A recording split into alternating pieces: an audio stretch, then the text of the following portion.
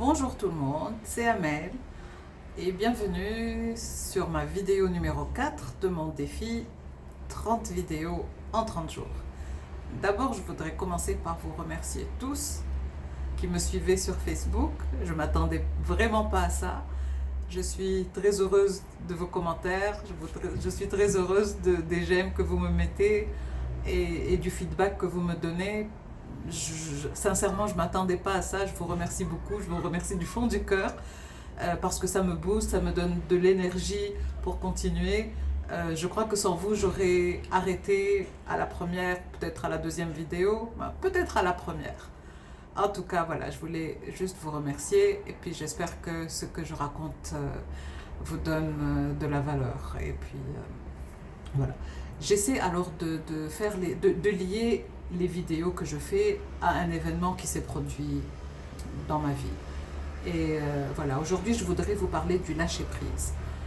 Hier, j'ai rencontré une dame qui est atteinte d'un cancer. Alors, mon ami Ensaf, dans sa grande générosité de cœur, m'a mise en contact avec elle, avec l'espoir que je pourrais l'aider certainement sur le plan psychologique.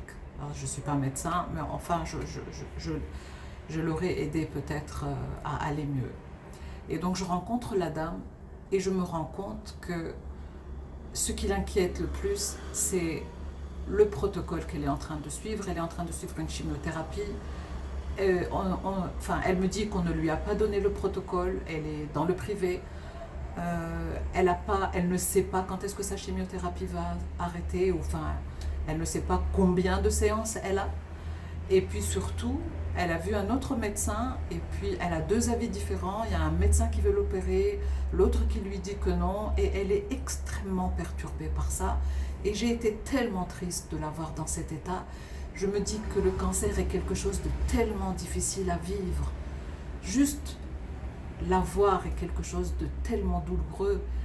Et elle est dans la douleur du processus et du protocole qu'on est en train de mettre en place pour elle. Et je trouvais ça tellement injuste. Je voulais qu'elle s'occupe d'elle, qu'elle prenne soin d'elle et non pas s'inquiéter du protocole.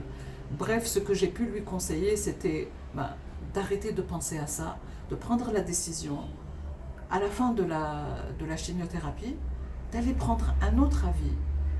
Elle en aura 3 et je suis sûre qu'il y en aura 2 similaires. Donc c'est pas à elle de s'inquiéter de ça et de s'occuper de ça.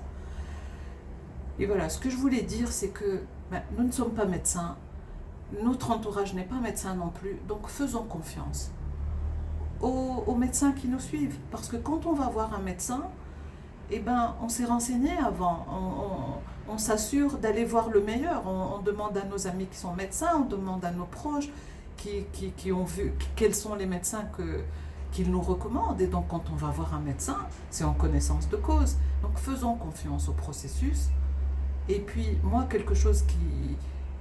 quelque chose qui n'est plus dans ma tête. Voilà, je les suis. On me dit, tu fais ça, tu fais ci, tu fais ça. Je les suis, j'ai une confiance absolue en eux.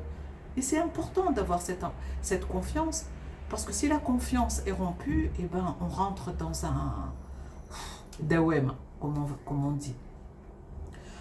Donc je l'ai vue triste, je l'ai vue peinée, je l'ai vue...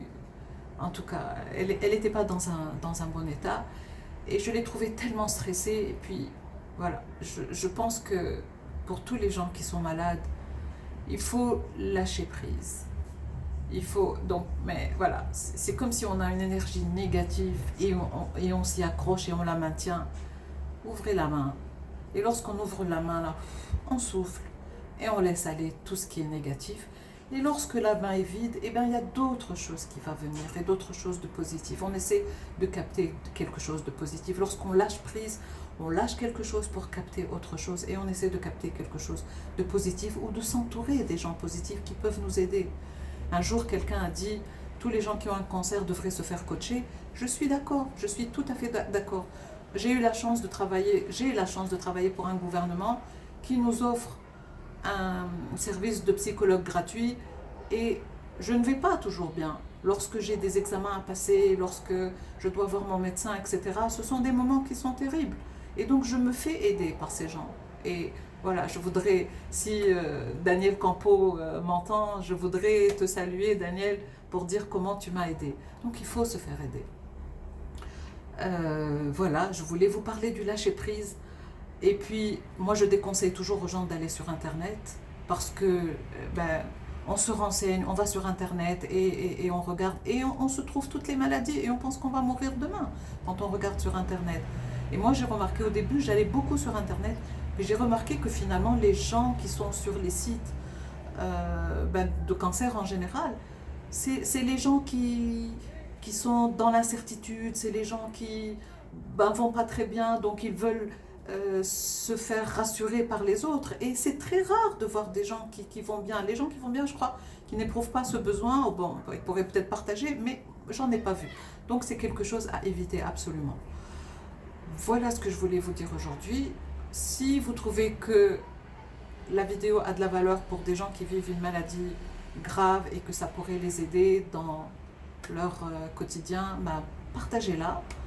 Et puis, pour finir, pour cette dame, euh, on est ensuite, on a eu une deuxième rencontre toujours dans la même journée et finalement on a parlé d'autre chose que du processus et puis des traitements, etc.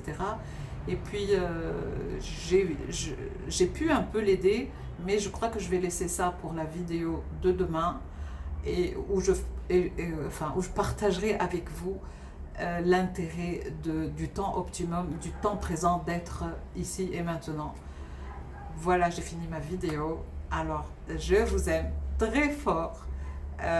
C'est du pur bonheur ce que vous m'écrivez. Et puis, je vous aime. Et je vous aime. Prenez soin de vous et prenez soin de vos proches. Et à demain. Au revoir.